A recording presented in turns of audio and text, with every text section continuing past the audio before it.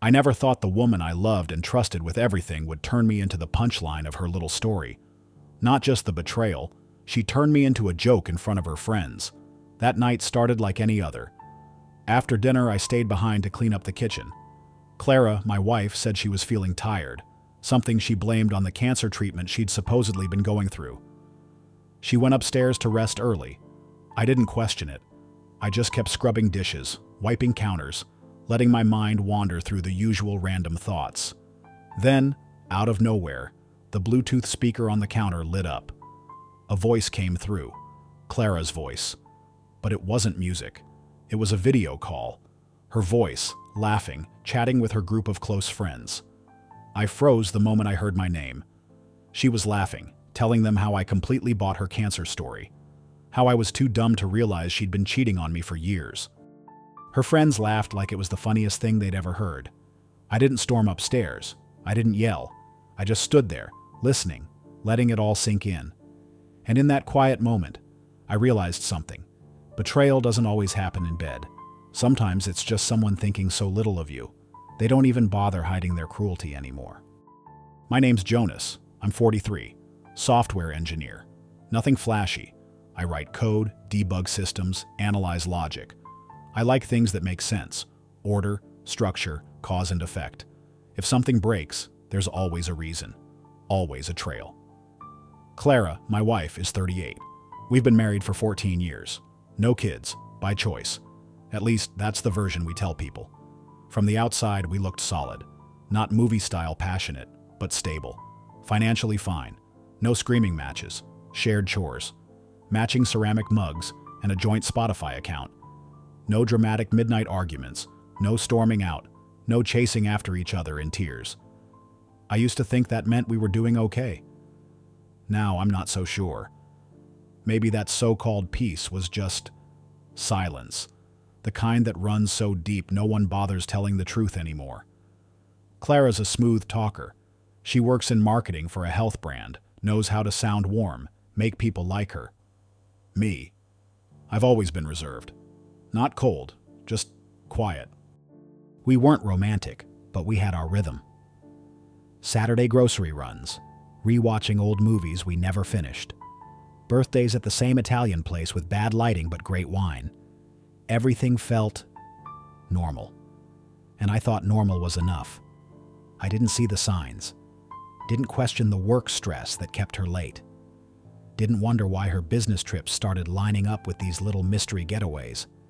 And I definitely didn't suspect the biggest lie of all, that she was faking cancer. Not until I heard her laughing about it on a call with her friends. Laughing that I actually believed her. Joking about how clueless I was to the fact she'd been cheating on me for years. In that moment, something in me just shut off, cold, clear. That's when I started paying attention. It didn't fall apart all at once. It started like a quiet, steady drizzle, just a subtle shift in the air, then slowly turned into an underground current that cracked the very foundation I had once believed was unshakable. Over the last 2 or 3 years, Clara began to change. She didn't laugh as much. She stopped talking about work. And more often, she claimed she was too tired to sit down for the kind of one-on-one conversations we used to cherish. Then, one evening, she said she had something serious to tell me. Calmly, without tears or theatrics, she told me she had just been diagnosed with cancer, early stage. A rare form of soft tissue cancer that required ongoing treatment, but nothing life-threatening as long as she followed the protocol. Her doctor, she said, had recommended light, scheduled radiation sessions and psychological monitoring. I sat there in silence, frozen. She, on the other hand, was strangely composed. She didn't want me to tell anyone in the family. Didn't want people to look at her as the sick one. All she asked of me was trust and space. And I nodded, because when someone you love tells you they're fighting cancer, you don't second-guess them. You don't dig deeper. You just believe them. From that point on, Clara started disappearing more often. At first, once a week, for treatment, she said. Then twice. Then 3 times. She'd come home late, claiming she needed rest after sessions. Some nights, she said she had low blood pressure and had to stay behind for observation. And I believed her. I believed her because I wanted to believe her. She complained constantly of fatigue, said the therapy drained her. Sometimes she'd walk through the front door, head straight to the bedroom, and shut the door without saying a word. I'd bring her food. She'd shake her head, said she couldn't eat. Her phone started going dark more often, or stuck on silent. If I asked, she got irritated, said she hated being disturbed. One time I tried to move her laptop to a closer outlet. The battery was dying, and I just wanted to plug it in for her, but the screen flashed a password prompt. The password had been changed. She told me it was part of a new company policy, data protection protocols, sensitive information. No one else could access her device. I didn't press her. I wasn't the controlling type. But I remembered she used to have 1234 as her password. Now it was fingerprint scans, two-factor logins, corporate email security layers. I remember one night I gently suggested, what if we tried couples therapy? Something to reconnect, to understand each other better. Clara looked at me for a long time before letting out a tired sigh. Then she said, Jonas, not everything needs to be shared. I just want a little space. That version of Clara was no longer the woman I had spent 14 years building a life with, but I couldn't bring myself to face it. Not yet. Not until that one night, the night everything changed, the night she forgot to disconnect her Bluetooth after dinner. That night, Clara said she felt tired after her treatment, said she wasn't hungry and just wanted to lie down early. I didn't think twice. I reheated the leftover soup and ate alone in silence. We had this habit, soft music playing during dinner. Clara usually synced her phone to the little Bluetooth speaker we kept in the kitchen. That night was no different, except this time, after she went upstairs, she forgot to disconnect. While I was doing the dishes, a voice suddenly came through the speaker. It startled me. Not music, someone talking. A familiar female voice laughing, mixed with faint background murmurs. I reached over to turn the speaker off, thinking it was just YouTube autoplay. But then I heard a name. My name. It was Clara. She must have thought I was in the bathroom, that the kitchen was empty, because her guard was completely down. She was on a video call with her close friends. And somehow, that call was still connected to the kitchen speaker, blaring loud and clear, right where I stood. I froze. Clara was talking, laughing even, telling them, proudly, that I hadn't suspected a thing, that she'd made up the cancer story so she could see Brandon more freely, and I believed every word, that I was too stupid to notice my wife was cheating right under my nose. Her friends howled with laughter, not even trying to hide it. She kept going, said they'd been seeing each other for 4 years, that Brandon was married too, which made it easier. No expectations, no drama. Just fun.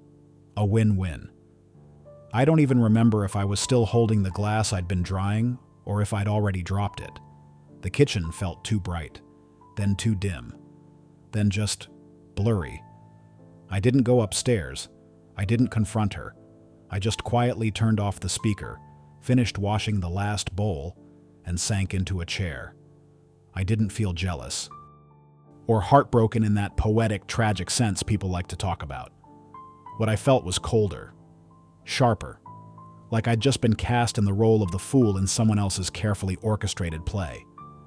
She hadn't just cheated on me, she had used me, built an entire double life around my trust. And the worst part? She knew I'd never figure it out, because she knew I trusted her that much. I didn't say anything that night.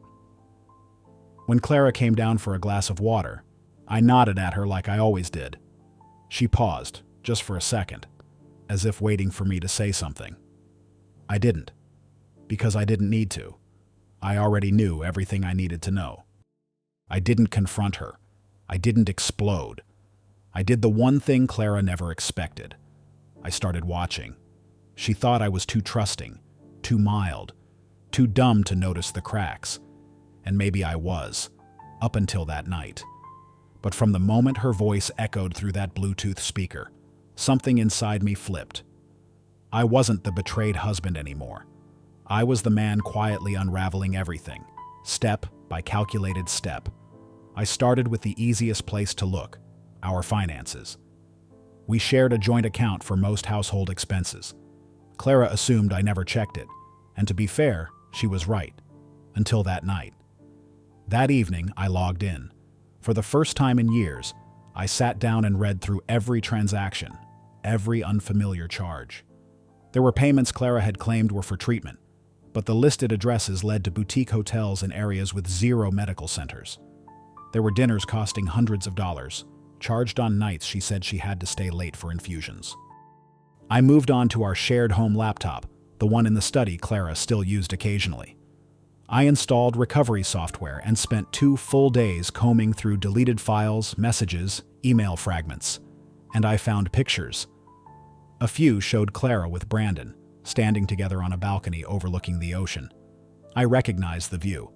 It was Carmel by the Sea, a coastal town in California we'd visited once, back when things between us still felt real. But these weren't old photos. The timestamps were recent, and the man in them wasn't me. I bought a tiny voice recorder, about the size of my thumb, same kind I used to record lectures back in grad school. That weekend, I offered to take Clara's car in for maintenance. She looked a bit surprised, but agreed. Said the engine had been making weird noises anyway. I took the car to our usual garage, but didn't leave it there. On the way back, I pulled over, unboxed the recorder, and stuck it under the passenger seat with black tape. Completely hidden, especially from someone who was so sure they'd been getting away with everything for years. I didn't expect much, but within 2 days, I had a recording.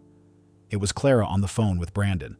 They were making weekend plans, after wrapping up some project at work. She asked him where he wanted to stay this time.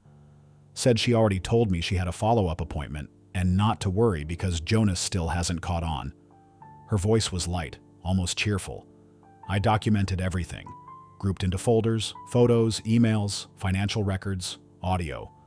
Every single item had notes attached: date, location, lie told, truth found.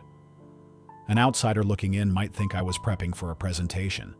Everything had a label, an index, a timeline. But this wasn't a speech. This was the file I was building to quietly dismantle a 14-year marriage, on my terms. And Clara would never see it coming. I kept replaying that call Clara made to her friends, and the audio I recorded in her car.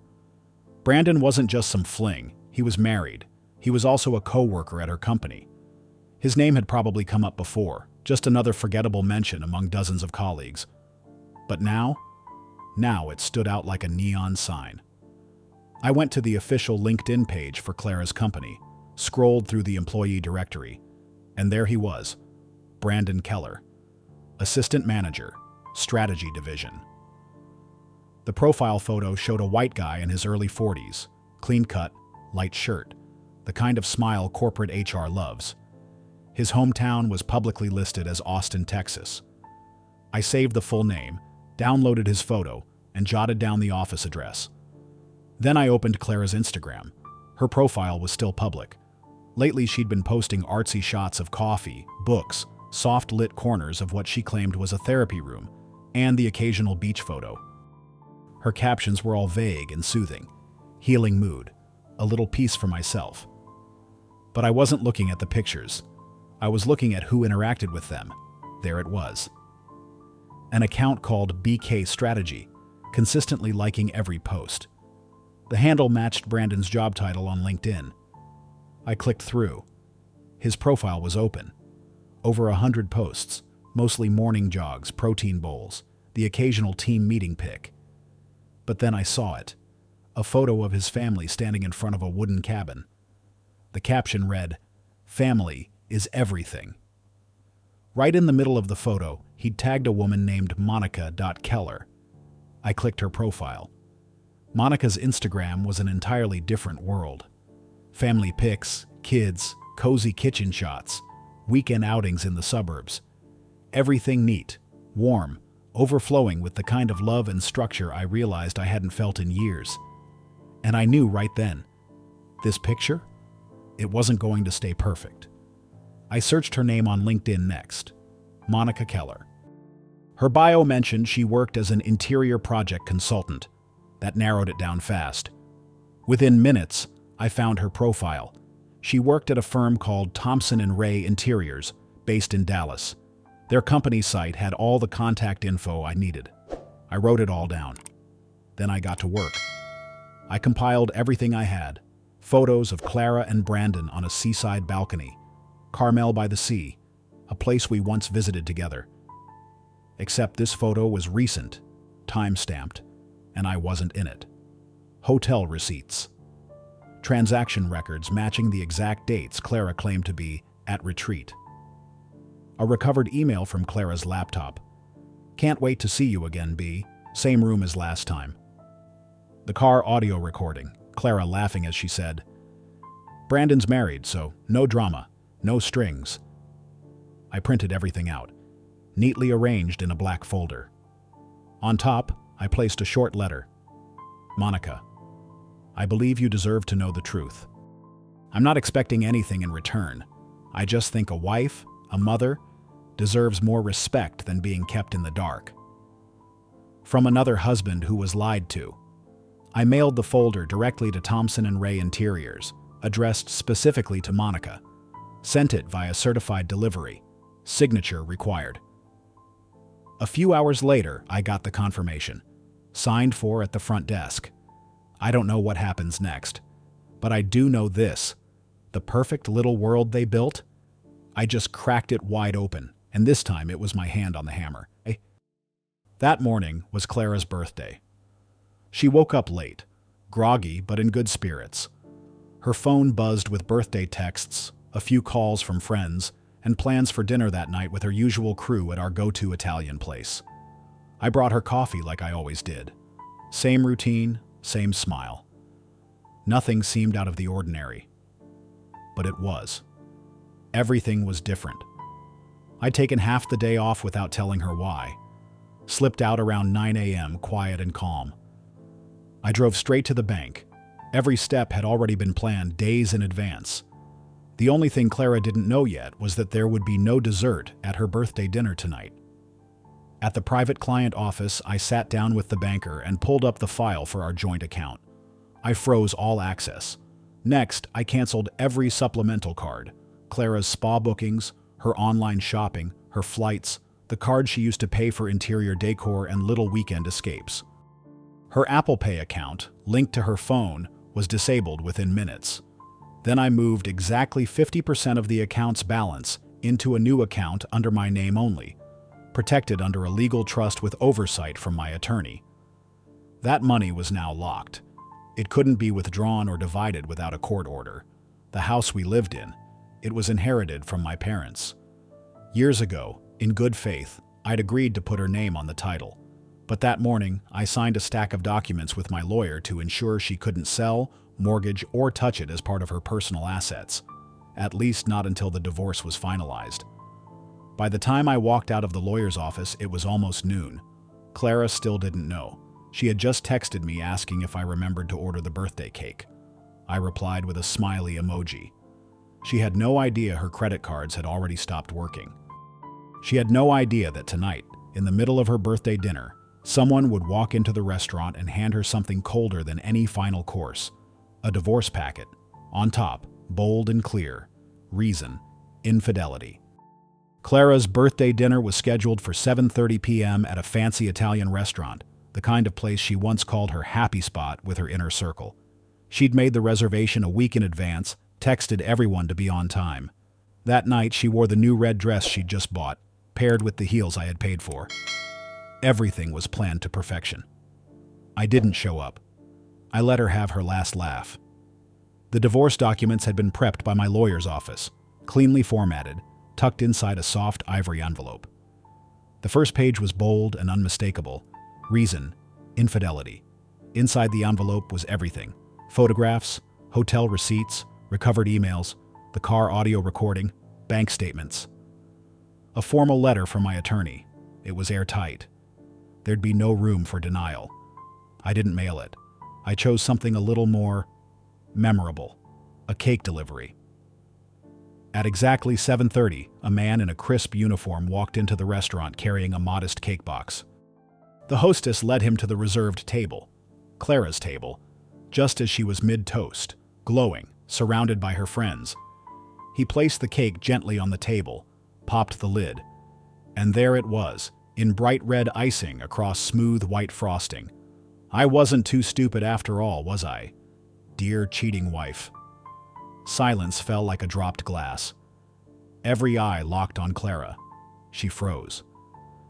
The delivery man set the ivory envelope beside the cake, gave a polite nod, and walked away, leaving her face to face with the ending she wrote for herself. Clara opened the envelope. One page, then another,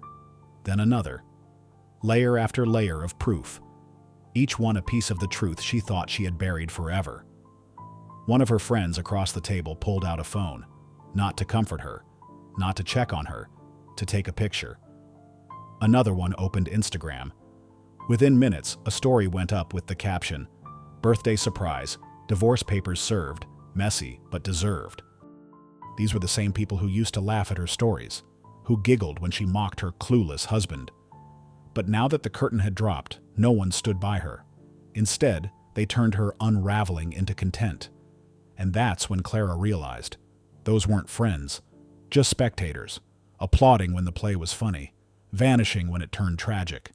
As for me, I didn't need to be there. I only know one thing for sure.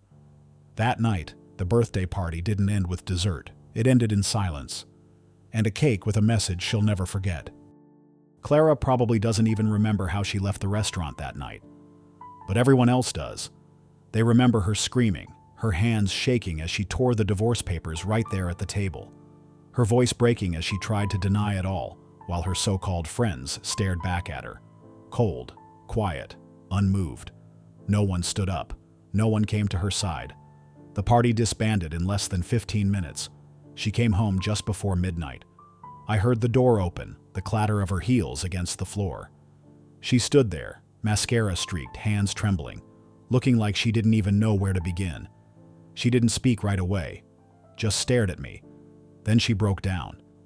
She told me it wasn't what I thought, that I'd only seen one part of the story, but the real version, the truth, was totally different. She claimed Brandon had pressured her at work, that if she didn't go along, he would mess with her project assignments, sabotage her quarterly reviews. She said their meetings outside the office were about survival, not desire. I didn't say a word. I just looked at her.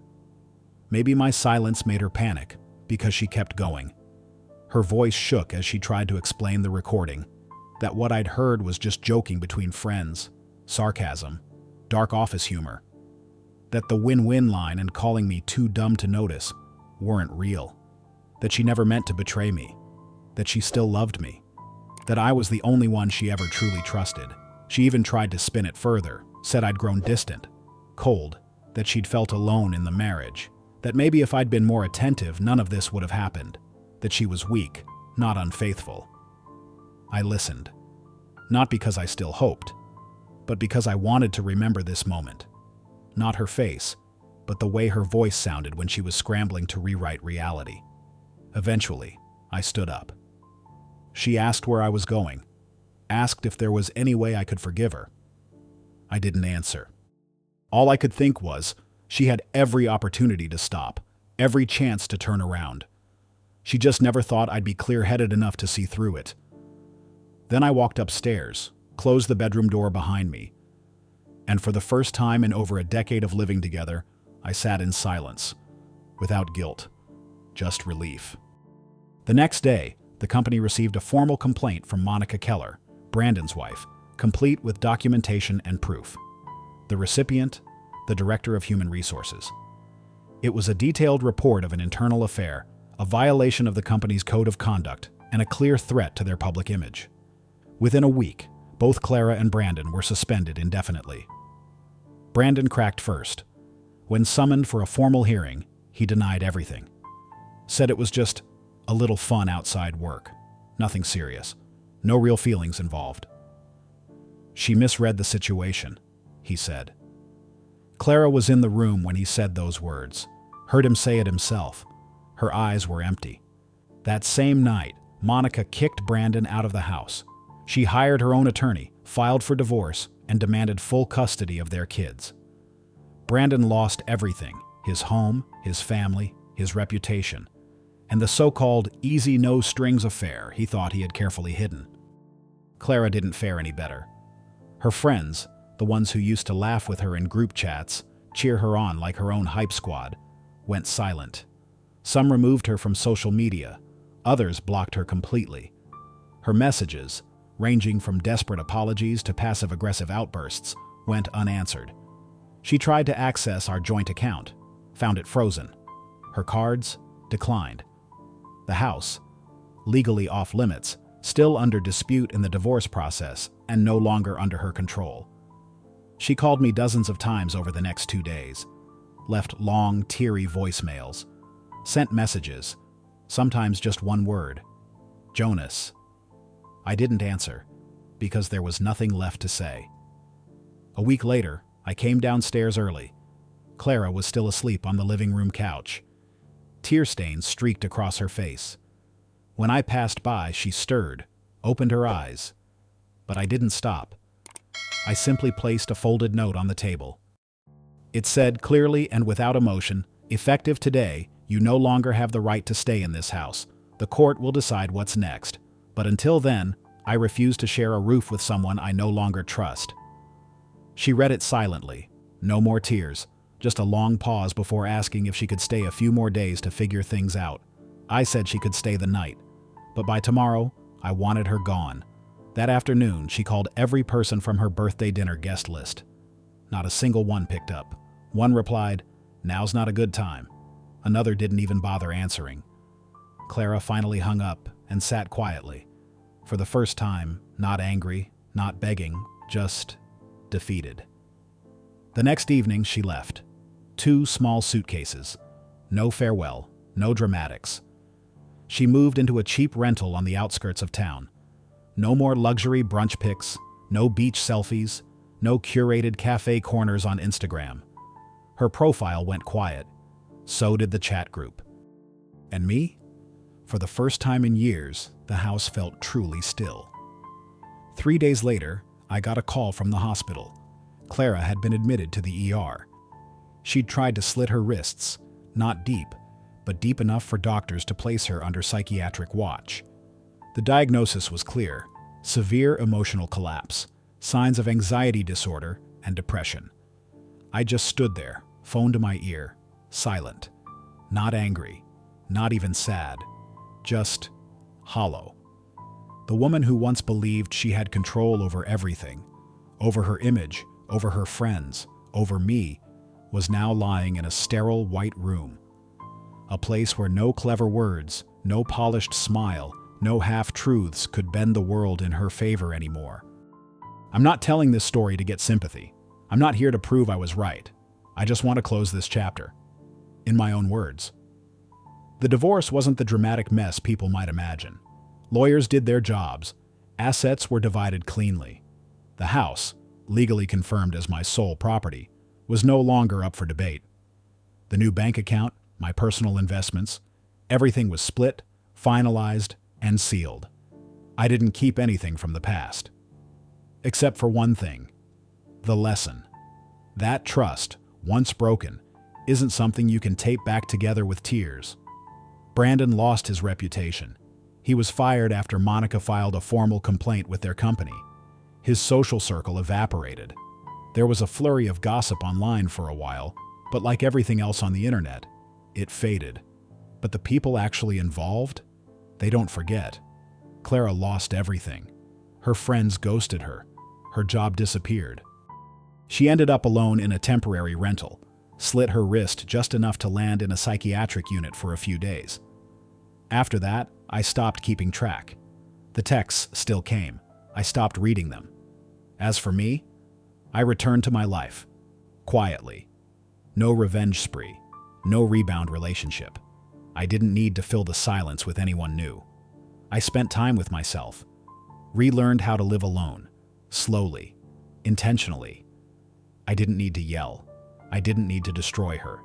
I just needed her to realize something, that the man she thought was too blind to see the truth was the same man who made her entire lie collapse in absolute silence. And for me, that was enough.